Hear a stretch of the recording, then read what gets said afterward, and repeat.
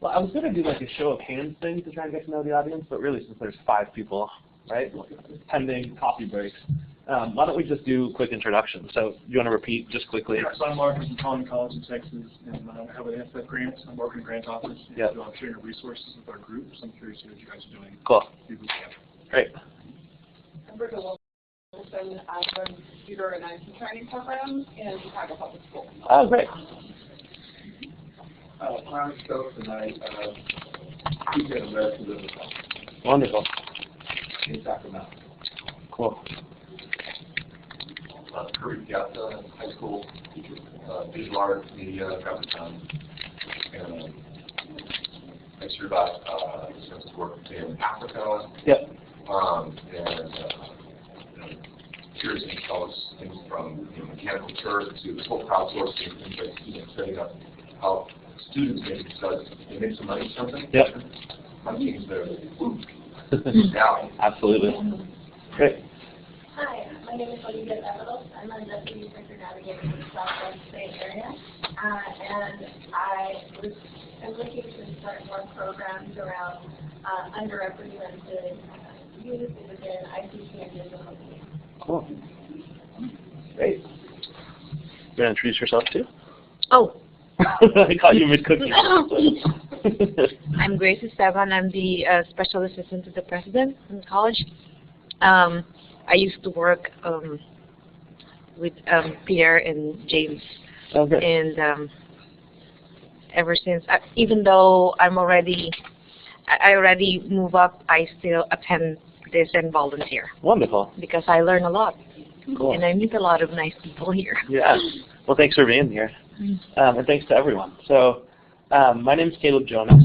If you have the program in front of you, please feel free to ignore it because it spells my name wrong, and we've also changed the subject of the presentation a little bit, and my co-presenter is in India. Oh. So it's going to be slightly different than advertised, but I think for the better. So let me just give you, quickly, has anyone here heard of SamaUSA, SamaUSA? Sounds like one person probably. Anyone else? Okay, wonderful. So we're starting from scratch. So who we are, we can go to the next slide, is SamaUSA is a nonprofit that provides low-income Americans with digital skills and access to internet-based jobs to help them move out of poverty. So what we are trying to do is to kind of close the digital divide, but to take that one step further, to try and help folks who don't necessarily have strong access to jobs in the communities where they live, try and A, learn the digital skills that they need to be proficient online, and B, translate those into an opportunity to earn supplemental income. So that's sort of our mission. We can do the next slide. Oh, and I guess I meant to say, I apologize. We're part of a larger group of organizations. So there's the Sama group of social enterprises. And I only bring that up because sometimes folks have heard of one of our partners. And it sounds like, I'm sorry, I forgot your name, sir, but with the scarf, Kirby, that SamaSource is an organization that came before us that does sort of similar work to what we do, but in developing countries. And so they work to sort of broker business outsourcing projects between big U.S. companies and service delivery centers, mostly in Africa, to outsource big pieces of data work. But that's sort of not what we're going to focus on today. I just wanted to draw the distinction in case anyone had heard of them.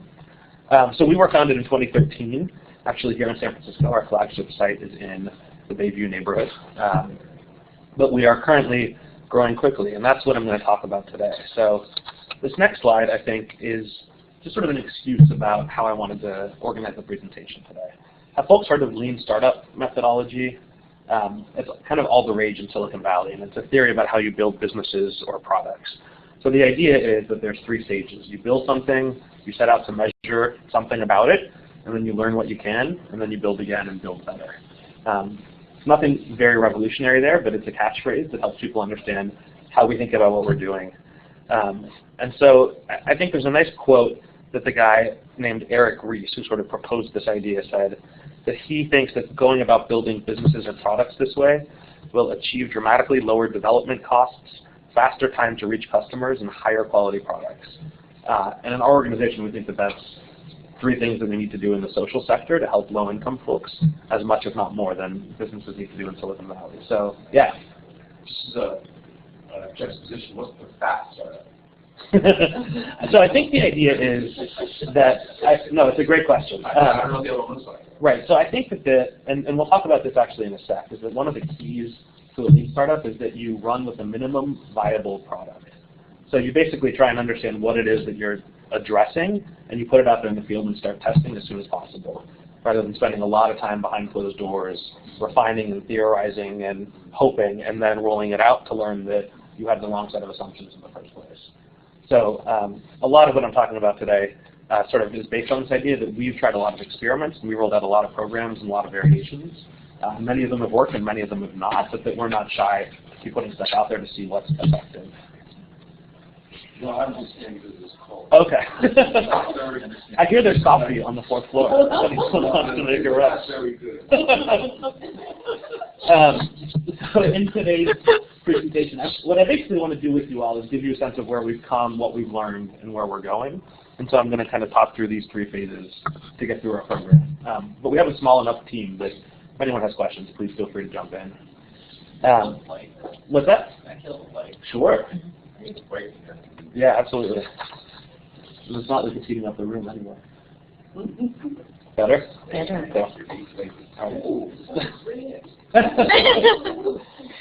Someone needed to notice that.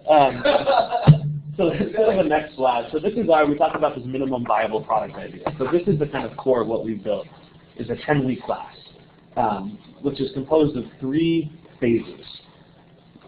Phase 1 is, this is almost as hard to read on my printout as it is up there. Phase 1 is learning the ins and outs of online work. So we treat that as sort of a digital literacy level set.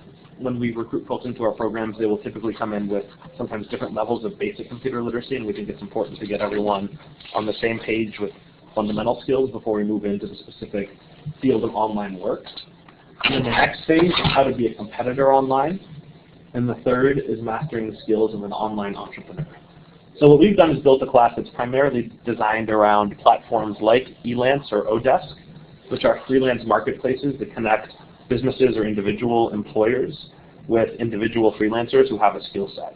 And so what we want to help our students do is get from whatever level of basic computer skills they have to having a professional online presence on those platforms, and then using that presence to obtain paid work, to succeed at the paid work, and then hopefully that kind of kickstarts a virtuous cycle where they can run as independent freelancers. A couple things that I just want to highlight here is you'll see on the bottom there's Project 1 and Project 2. This is a work in progress for us, but we've learned, and this will not surprise anyone in the room who's an educator, that learning by doing is just as important, if not more important, than learning by looking. So we have students do projects at SamaUSA that we hire them to do through these platforms so that they can go through the entire process of applying for a job, completing the job, asking for feedback, and closing it out on the online platforms. So that's a core part of what we do. And then if we go to the next slide, these are our kind of 5 areas that we really hope to move student proficiency in. So the first is digital literacy, right? And that's fundamental. To be an online entrepreneur or an online freelancer, you have to be able to use the tools available to you with some degree of ease, right? And we're talking basic internet skills, basic kind of word processing and technical skills. We use in our class the Google suite of productivity products because students don't have to pay for those typically, and so they can go home and use them on their own machines. The second one there, and I'm sorry about the formatting here, is work readiness. So it says that students will know how to search, apply, interview for, acquire, and succeed in digital jobs that are aligned with their skills and experience. And that's a lot of the class, right? I mean, if you think about what we're hoping for people to achieve, searching is challenging in and of itself because these are large databases with many jobs. There's also a lot of scam jobs online, and we need to teach students how to suss out real opportunities from fake ones. Applying for jobs is its own skill set. It's a little bit different than writing a cover letter and a resume. And we have students do a lot of practice around that and do peer assessment and work together to improve the quality of their applications. Interviewing is another key skill that students practice a lot in the classroom. And then finally, acquiring and succeeding in the job. So communicating effectively and on time with the folks who have hired them, being sure that they understand what's expected of them and delivering on it in a timely fashion, and then asking for feedback once they're done. And as part of that, then, we also hope students will develop and maintain a professional presence online. We know that people on these platforms will do a little bit of research before they hire someone. So it's helpful if a student has a LinkedIn profile, or if at the very least they're prepared to answer questions about what comes up when you Google their names. The fourth piece here, I'm going to spend some time talking about later because we've learned that this is one of the areas where we need to do better, but is around marketable skill development. So you'll see those first three are largely around taking the students from where they are and getting them set up on these platforms. But the fourth is really about helping them develop skills that will lead to paid work. A lot of our students have kind of real world or offline work experience that can translate to certain areas of online work, and we try to help make those connections clear and give them the language to translate what they've done elsewhere. But some students don't, and some students find that they can go online and they can navigate these platforms and they can apply to jobs, but they don't have the training or the experience that leads to them getting work. And so that's an area that we're pushing on, and I'll talk more about that and what we're doing to improve. And then this last piece we've learned is one of the things that students really value about our program, is self-confidence and growth mindset. I don't know if you all know the work of Carol Dweck, who's a psychologist at Stanford, but she's done a lot of research that shows that a big part of a person's ability to learn is their belief in their ability to learn.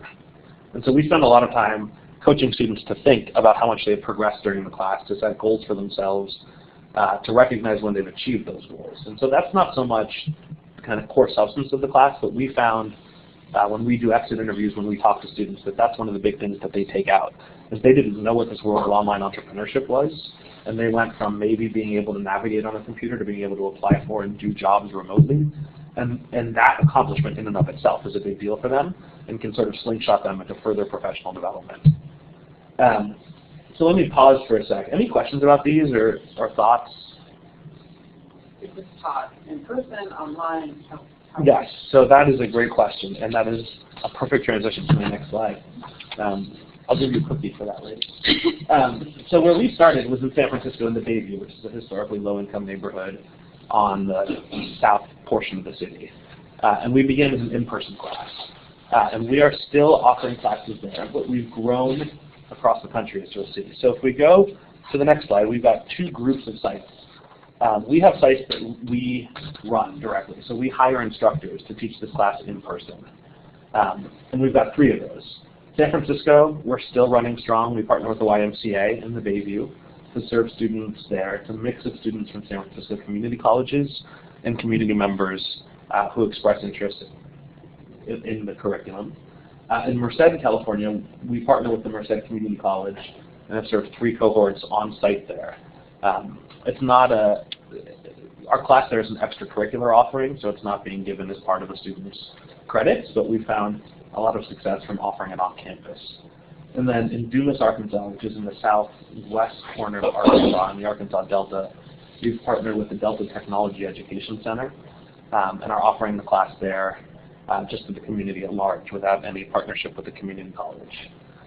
So those 3 sites we think of as our research and development sites. You know, as part of this lean startup, we like to try things out on the ground, and so we've got 3 instructors who work directly for us who can you know, on a, maybe not on a minute's notice, but on a day's notice, who can try something out in the classroom, who can give us instant feedback, and who can make a lot of suggestions to us about what they're seeing in terms of what's effective or not. At the same time, if we can go to the next slide, we also realize that if we want to reach as many students as we'd like to try and make this a national program, it's going to be hard for us to get there by hiring a lot of instructors ourselves and running this program independently. So we're trying to partner as much as possible with as wide a variety of organizations as possible. So we've had 3 partnerships now where we have not taught the class, but we've trained a host organization and given them access to the curriculum and then let them run with it and provided them with support. And to that point, so what we have is a lesson plan and a 10-week kind of set of units that we encourage instructors to follow. But we've also built a set of online resources that are pretty robust that we offer both to students who are at our sites and to those partner sites. So that looks like every day in class has several pages of online content that accompanies it so that students can kind of self-guide and supplement what they're learning. So I'll talk through these 3 partnerships each because they're really interesting. Feather River College is in Quincy, California, which is about 5 hours northeast of here, just outside of Tahoe. And in Quincy, Feather River College has offered the SamaUSA course as a for-credit offering. So students enroll in the class and receive credit for it. Because of that, it looks a little bit different from what we do when we partner with community organizations. So we are not able, for example, to keep to our 10-week, 8-hour-a-week schedule. We have less of a hand in screening students as they come into the class and ensuring that we know who we're going to be serving because it's open to the entire community college. On the other hand, students get credit for it, which is great because they can sort of kill two birds with one stone. In New York City, we had an opportunity to partner with an organization called GEMS, which serves women who have been sexually trafficked, mostly domestically.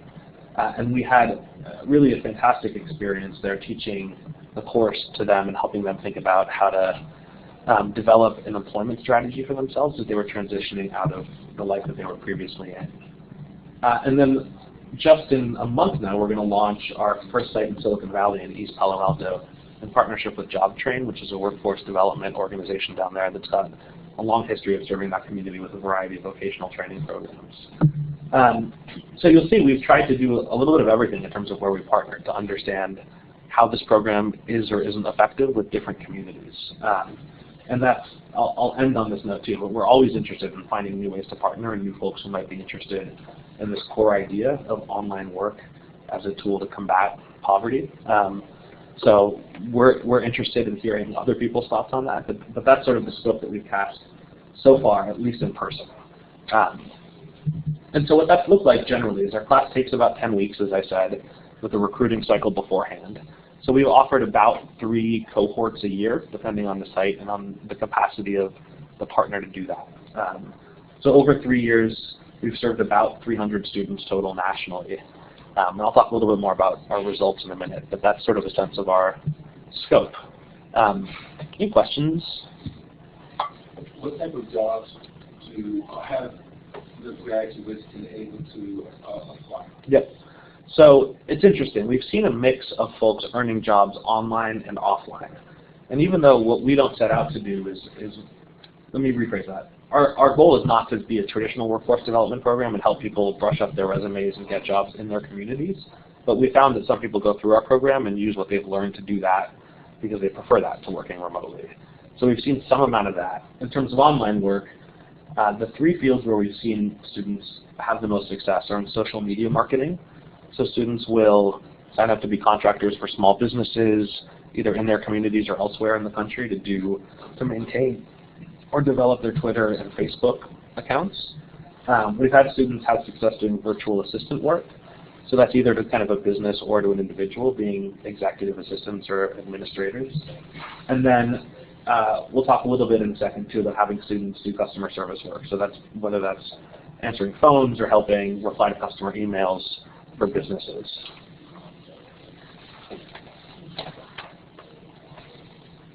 Do you have a feel for just how transformative this work has been for them in terms of being able to maintain a steady stream of work?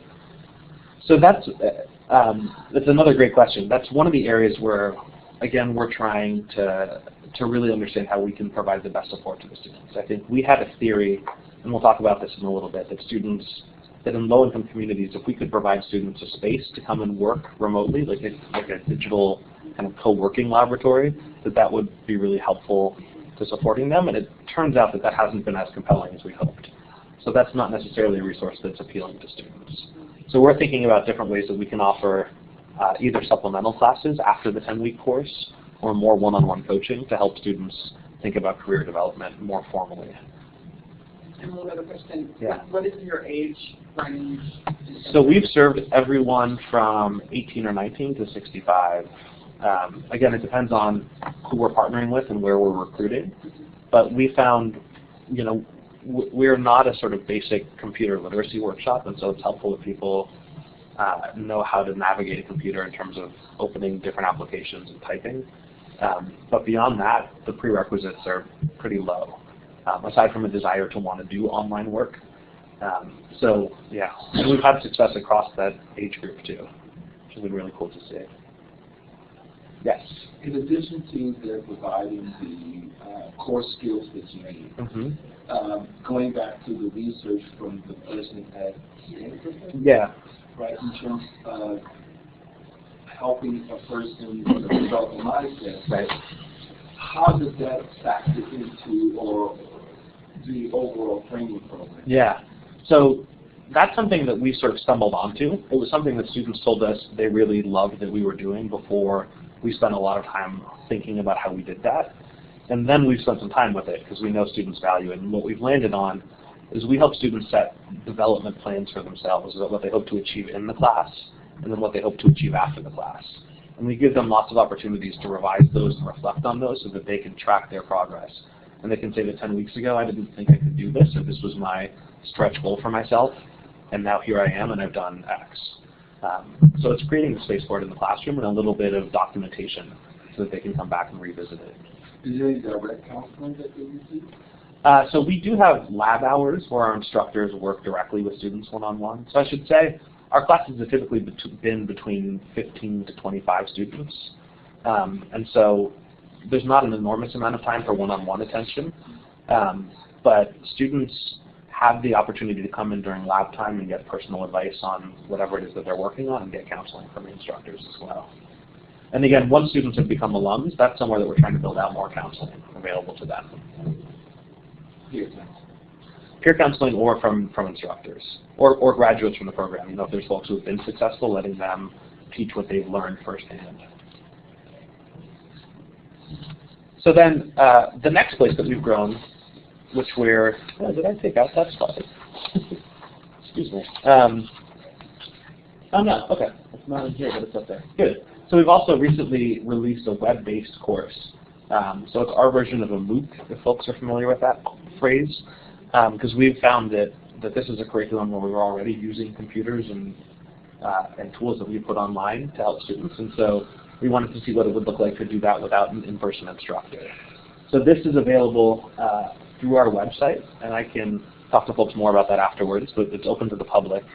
It looks a little bit different from what we do in person because there's obviously less of an opportunity for kind of feedback and for customized support, and also we don't have control over who's taking it online, right? So while we try to serve low-income populations in our in-person courses, we can advertise this online course anywhere, but it's open to the public, and so we're very interested to see who's going to take it and what they get out of it. So this is very much a test and a work in progress, but I can give the URL to folks at the end if they're interested and want to explore this. But it's, you know, as we think about ways to reach, to push our content to as many people as we can, putting it online for free is a compelling idea. So we're interested to see how that catches on. So that's a little bit about where we are. The next piece of that circle was measuring. And we're fortunate to have an excellent data and evaluation person on our team whose job is to think about how we measure. And we try and capture data as much as possible. So we ask students to apply in our course, and we use the application to get a sense of who's interested in the class and what their previous education levels and employment levels are. We also then do in-person screenings before students get in the class. You know, we've actually found that that students are skeptical. You know, if you walk down the street sometimes, you'll see stapled to phone poles, those make money from home. You know, I earned $4,000 last week. And people sometimes worry that that's what we are. And so we found that getting face-to-face with students and telling them what's realistic for them to expect out of our class is helpful. We also want to be sure that people understand what it is that we're preparing them for. Right? This is digital freelance work, which requires them to continue to sort of identify and seek out the employment opportunities for themselves once it ends, which requires a certain amount of determination and desire. And so we want to be sure that people understand that that's the sort of end goal by the end of the class. Then even during the class, we do a lot of interesting data collection. So we ask students to apply to 15 to 25 jobs, depending on the area, during the course. And we collect information on which jobs they apply to, which helps us understand what kind of salary they're looking for, what kinds of areas they feel are qualified to work in, you know, the duration of the jobs, the number of expected hours required, so that we can try and get a richer understanding of what's appealing to them. When the class ends, we have students do exit interviews and a survey, both to sort of compare, to get their sense on how they've grown over the sense of the class, but also to get their feedback. You know, we realize that this is a class that needs to be serving people, and no one knows that better than the students who have gone through. And we're going to talk about shortly some of what we've learned from our students, but that's our best source information on what's working and what's not. And so to that point as well, we do follow-up every 3 to 6 months, and then every year thereafter, where we try and get students together in a variety of ways, whether it's through surveys, in-person focus groups, or emails, to get information, both basic information like, are you working online, are you doing digital freelancing, if so, how much of your income does it represent, but also to get a sense of how they continue to think about the class and what else would have helped them, or what other kinds of ongoing support they might like. So I'm sure I didn't do that justice. It's a really beautiful system. We have access to a lot of good data that helps us understand what we've done, but that's sort of the framework of how we gather it. Any questions, thoughts about that? Okay, cool.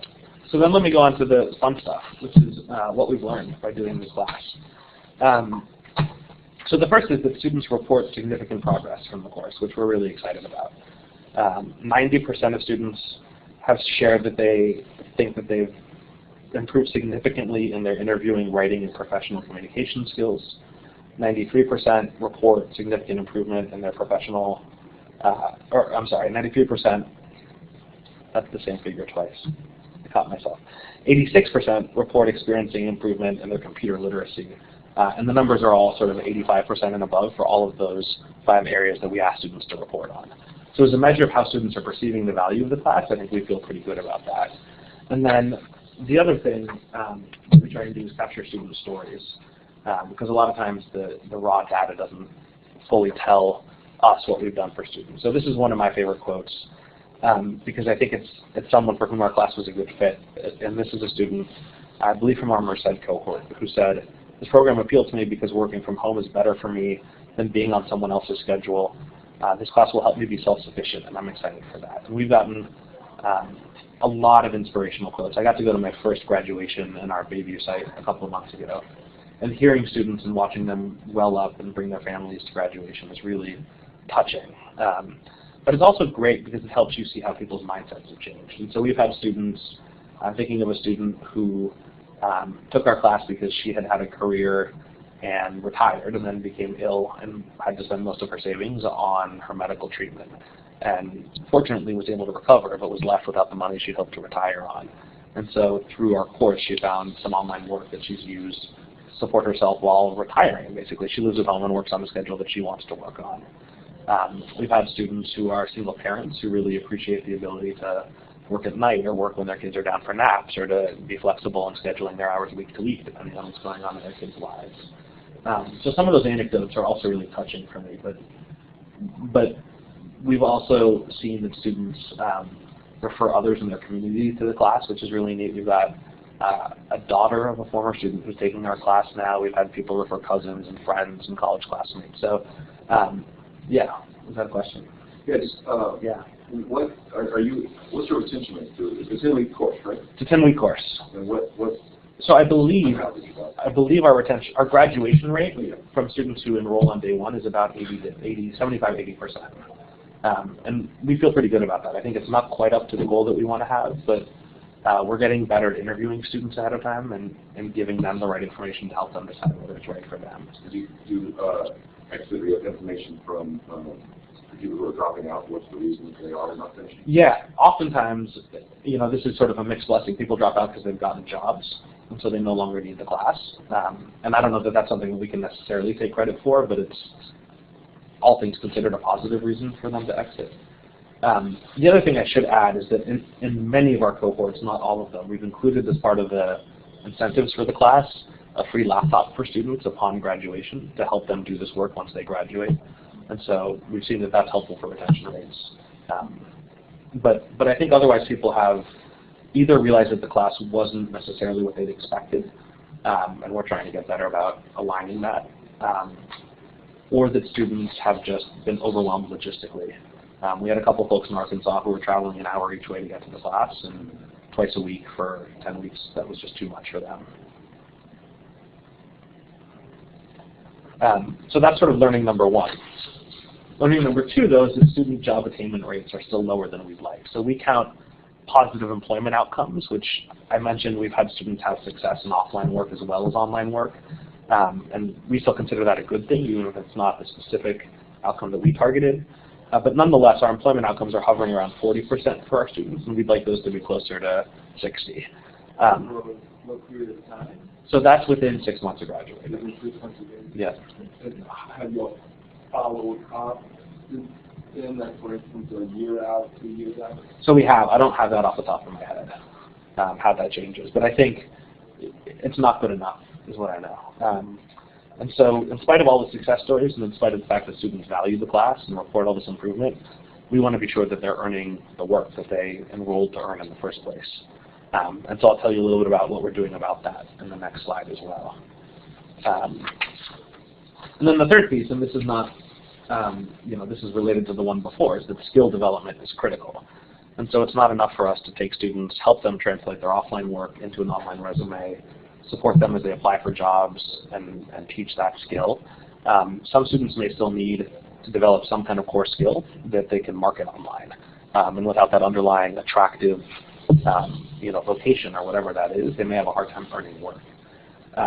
And so that's another piece that we're working on now. I should mention that, when I say now, that's actually relatively literal. So we're taking a 2-month break right now. Our last class wrapped up 3 weeks ago, and we're not launching again until mid-February because we're refreshing our curriculum a little bit and sitting down with all of our instructors and everyone else on the team to try and figure out what we want to pilot and get better at in the new year.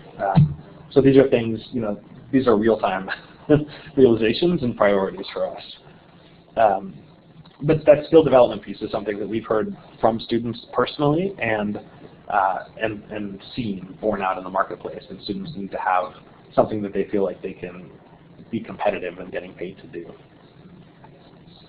The next piece, and we talked about this a little bit earlier, is that ongoing student success requires tailored ongoing support. So we really thought that providing a safe space with peers and technology would lead to students doing more, continuing to be successful in obtaining online work. And it seems like that's not the barrier. It seems like students don't need somewhere that they feel like they can go physically and work out of. What we have seen be really effective is kind of one-on-one counseling and coaching with students coming back and saying, I applied for this job, I got this weird email from the person who was going to hire me, how do I respond to this? Or, I want you to take a look at this proposal that I'm writing for a job that's a little bit outside of my core skill set, but I want to stretch for it. I'd love your help editing it. It's that kind of personalized support. The other thing is that students want more. At the end of the 10-week program, they want to keep learning. They want, whether it's skill development, whether it's kind of additional pieces of how to be successful online, if it's a LinkedIn workshop, if it's how to build a website, if it's how to create a professional resume. So we are, and again, I'll talk about this in a second, but we're thinking really hard about how we can support all of our students after they leave the class and keep them engaged. Because I think if they want that, it's our duty to give it to them, because it means we're not done serving them yet. So those are our big lessons learned. Looking forward into next year, there are kind of 3 key things that we're building. The first is employer partnerships.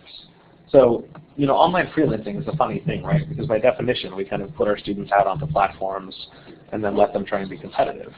And online freelancing is growing immensely, and it's growing immensely internationally, which is both really exciting and also challenging, because it means there's a lot of competition on these sites in terms of labor. The numbers are pretty stunning, I think. Elance and Odesk, which are the 2 biggest platforms for web-based freelancing, paid out $900 million to freelancers last year. Studies suggest that by 2020, 40% of the American workforce will freelance in some capacity. So this is a big section of the economy, and it's growing, which is great, because I think it means that we're ahead of the curve in trying to get students ready for this, but it also means that students, when they're online, are facing a lot of competition. And we want to do what we can to help connect students with jobs. So part of that may be that coaching piece that I talked about and helping them on a case-by-case basis. But some of that may also be trying to see if we can find employers or even associations that we can use to connect them to work. Yes, sir. Earlier you mentioned that part of what you train them on is to identify a real job versus a scam job. Yeah. Even on these 2 sites, they have scam jobs? Absolutely. Okay. Yeah, we actually have a really neat tool that we built in-house that lets students answer a 8-question quiz about a job listing and then sort of spits out the likelihood that it's a scam or not. And we found that to be pretty effective. the scams are definitely out there, and they're getting better. Hard to spot. Yeah. So this employer partnerships piece, I think we've got resources to help develop in the new year. You know, we're fortunate to work with SamaSource, which is this partner organization that who literally works with companies to source jobs and then match them with workers in largely Africa and India. And so we're thinking about whether there are ways that we can go to major employers and try and source those jobs ourselves, or if there's ways that we can, at the very least, highlight our students or find ways to get them in front of employers, because we think that they've gone through a certain training, and we offer, you know, a certificate of sorts that say that students have gotten through. But I think the more that we hear from students, you know, they want help getting from being kind of professionally ready and connecting the dot to getting in front of employers who are interested in them. And so we can approach that from both sides, right? We can help students continue to be stronger in their online presence, but we can also hopefully work with employers to let them know that these students are out there and what they can do. So we're continuing to think about that in 2014. We've got a couple of ways that we're working on that now. Some is to develop specific skill tracks that align with employer interests. So for example, the social media marketing piece seems to be very attractive, and that's something that is kind of intuitively easy to do virtually. And so we're thinking about putting together, kind of working with employers to identify their needs around that, and then training students up for those kinds of positions. And we're fortunate to have the SamaSource group who we work with has a sales team that works with tech companies to try and figure out what kinds of jobs they're outsourcing or trying to hire contract labor for. So we're going to spend some more time with them to understand where opportunities might be for our students. The second thing that we are developing, and this is not a big surprise, are skill tracks. So there's a balance to strike here. I think one of the things that's great about our program is that it's, as far as social programs go and education programs, it's relatively lightweight. Right? We have students for 10 weeks, twice a week, 80 hours total, and we see a lot of positive benefit from that, and that it's not a huge time commitment for students or for partners. On the other hand, students are asking for more training in specific skill areas that lead to employment opportunities, and that can take more time. And so what we're trying to do is play with a couple of different ways of doing that. I think we're going to look at embedding it in the class and trying to offer either through our labs, which are once a week in addition to the course, or within the course itself to give students kind of basic skills, whether those are in the 3 tracks we talked about, social media marketing, virtual assistantship, or customer service. We're also looking at making that part of our graduate program. So we call that the Sama Cafe, because that was born out of this idea of having a kind of co-work space. But I think we're going to look at, once students graduate from the class, offering kind of supplemental education in specific skill areas, with the idea that now that they know how to apply for jobs online, they can successfully learn the skill to apply for. And then the third is that we're interested in building partnerships with organizations that are doing skills training already. So if you look at organizations that are teaching folks coding or marketing, or in community colleges, students are pursuing you know, maybe graphic design, that we can come in on the back end of that training and help students turn those skills that they've already developed into opportunities for earned income. So those are some of the things we're going to pilot across our different sites in 2015, but I think we recognize that skill tracks are essential. And then the final piece is the Sama Cafe 2.0, which is rethinking how we do alumni support. I think we've got a lot of opportunities both to use our successful alumni to help students as they're transitioning out of the class and to say, from our real experience, here's what we found. And to use our instructors and our other resources to coach students and to continue the education process and the support process. And so we're going to do that a couple of different ways. We've got instructors now who are doing team-based projects, so getting students to work together and do kind of different parts of a business plan as a way to build in a collaboration effort. And then we've also got an instructor who's building sort of a basic website development class, which is something we played with before, but doing kind of a WordPress bootcamp and helping students feel like they've added that tangible skill to their tool belt. So with 5 minutes to spare, here's some contact information for me and for us, and I've also got cards. I'd love to answer any questions you all have, and I'll tell you what I can. Yes? So what really intrigues me about this is one of the ideas that I've had working in the school district is really needed to reach out to older siblings who already graduated, their parents, and give them an opportunity to get into this area. What would you think the barriers? What are the barriers to really getting people to be interested? And do you think that parents and older siblings being, if we hosted it in a school, you know, what kinds of places have you found to be unpopular to students, where they feel like this is not where I want to be to learn these things? As a physical location. Physical, or something that is an emotional barrier. Because you want, I really hear it. Thank you so much. I hear your heart in all of this, and you know that's key. You'll get anything you want done because the heart is there. But you have to really figure out where these things work, and I'm really intrigued by all your different locations and how those tests turn out. Yep. But I'm interested. Have you already found? You know, don't do this. Don't go there. So I have two thoughts come to mind about that immediately. The first is kind of an obvious one, but if it's logistically hard for people will either not come in the first place or will drop off. So we found, you know, in Arkansas where folks have had to drive in to take the class, that can become challenging. Or even within San Francisco, a lot of our community college students are coming from the Ocean campus to Bayview, which is about an hour, 45 minutes on public transit. And that represents a real commitment because the class is already 2 to 3 hours a week. So that's one. The second is, I think that we found is really helpful, is partnering with organizations that already have a strong presence in the community. Right? No one's heard of SamaUSA necessarily, although I know you all are going to go out and tell everyone you know about it after this. But we've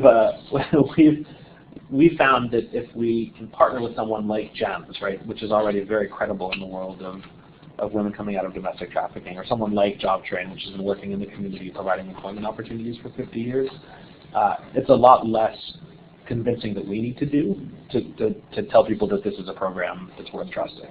So finding partners to kind of endorse it is also really helpful. Yeah, that's a great question, and that's part of what we're hoping You're that. not opposed to taking on additional partners from what I've heard. Absolutely not. No, we're Goodwill Industries or something like that. Sure. Because we have a lot of Goodwill centers that have computer labs strategically located in the parts of the community that benefit like this. So That's a great suggestion. Job form? Yep. Job? Yep. I think there was what kind of support, so a person enters your program, given the commitment they're not working, do you provide grants, stipends, equipment? So a lot of students actually are working while they're in the class, and they're able to arrange their schedule so that they can attend. We have some limited stipend available to them, so we've got these kind of sample projects that we have them complete as part of the class. If you remember on the diagram of the course, there was project 1 and project 2. But I think $75, $150. yeah, exactly, which is not equivalent to certainly what they would be making if they were working. Yeah. No, so the program has no cost to enroll. Free for participants. The average annual salary?